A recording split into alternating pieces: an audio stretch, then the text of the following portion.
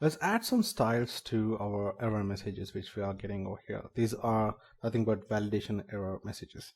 So we are going to add some styles. So what we're going to do is we need to get to the notes_form.html. So let's get back over here. So this here.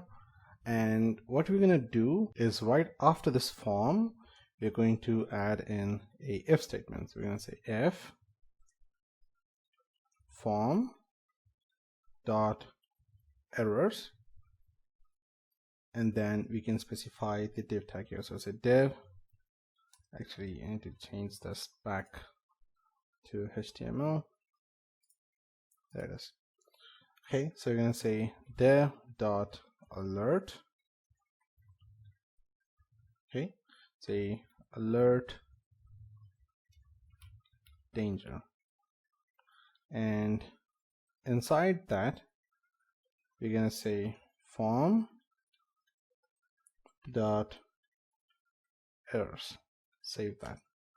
Okay, so let's try doing the same thing again. So we're just going to say new amazing form. So there is no Django inside this. Just paste this and submit.